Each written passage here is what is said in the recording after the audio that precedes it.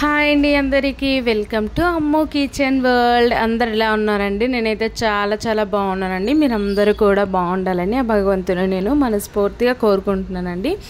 ఈరోజు మన వ్యూయర్స్ కోసం నేను simple and tasty and spicy పచ్చిపులుసు ఏ విధంగా చేసుకోవాలి, అలాగే దానికి కావాల్సిన ఇంగ్రీడియంట్స్ ఏంటో చూపిద్దామని చెప్పి ఇలా మీ ముందుకు వచ్చానండి. ఈ పచ్చిపులుసు చాలా ఈజీగా మనము ఇంట్లో కర్రీస్ ఏమీ లేనప్పుడు 5 నిమిషాలలో ఈజీగా ప్రిపేర్ చేసుకోవచ్చండి. ఈ పచ్చిపులుసు ఏ విధంగా చేసుకోవాలో చూసేద్దాం, వచ్చేసేయండి. దీనికి కావాల్సిన ఇంగ్రీడియంట్స్: వేడి నీళ్ళల్లో చింతపండుని నానబెట్టుకొని ఒక 5 నిమిషాల పాటు పక్కన పెట్టుకోవాలండి.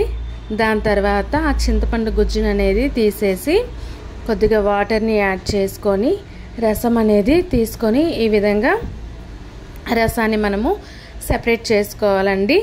అలాగే చిన్న పీసెస్లా కట్ చేసి పెట్టుకున్న ఉల్లిపాయ ముక్కలు, 3 లేదా 4 పచ్చిమిరపకాయలు ఇలా చిన్న స్లైసెస్లా కట్ చేసుకోవాలండి.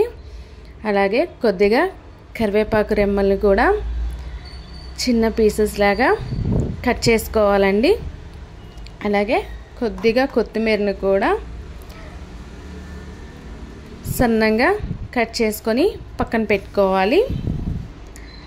చిన్న అల్లం ముక్కని ఈ విధంగా చిన్న పీసెస్ లాగా కట్ చేసుకోవాలండి. అదేవిధంగా 3 లేదా 4 వెల్లుల్లి రెబ్బలు కూడా సన్నగా కట్ చేసుకోవాలి. టేస్ట్కు తగినంత సాల్ట్ని కూడా తీసుకోవాలండి. ఇప్పుడు దీని తయారీ చూద్దాము. ముందుగా చింతపండు రసంలోకి మనము చిన్న పీసెస్ లాగా కట్ చేసి పెట్టుకున్న ఉల్లిపాయ ముక్కని కూడా వేసుకోవాలండి. అదేవిధంగా పచ్చిమిరపకాయ ముక్కని కూడా వేసేసుకోవాలి. దాని తర్వాత మిగతా ఇంగ్రీడియంట్స్ని కూడా ఇప్పుడే యాడ్ చేసేసుకోవాలి. ఇప్పుడు కరివేపాకు కట్ చేసి పెట్టుకున్నాం కదా, అది కూడా వేసుకోవాలి. అల్లం ముక్కలను కూడా వేసేసుకోవాలండి. కావాలంటే అల్లం మనము తురుముకొని కూడా వేసుకోవచ్చు. అలాగే వెల్లుల్లి ముక్కలు కూడా కట్ చేసి పెట్టుకున్నాం కదా, వాటిని కూడా ఇదే టైంలో యాడ్ చేసేసుకోవాలి. అదేవిధంగా చివరిలో కొత్తిమీరని కూడా వేసేసుకున్నామండి. ఇక్కడ చూసారు కదా. ఇంకా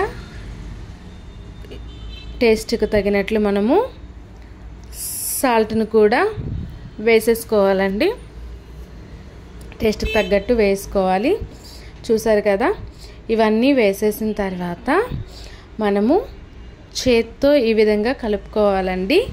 సాల్ట్ ప్లేస్లో మనము కల్లుప్పుని వేసుకుంటే టేస్ట్ ఇంకా బాగుంటుందండి. ఈ విధంగా మనము చేత్తో కలుపుకోవడం వల్ల ఆ ఉల్లిపాయ ముక్కలు పచ్చిమిరపకాయల నుంచి ఆ రసం అనేది, ఆ ఫ్లేవర్ అనేది బయటకు వచ్చి పచ్చిపులుసు అనేది చాలా టేస్టీగా ఉంటుందండి.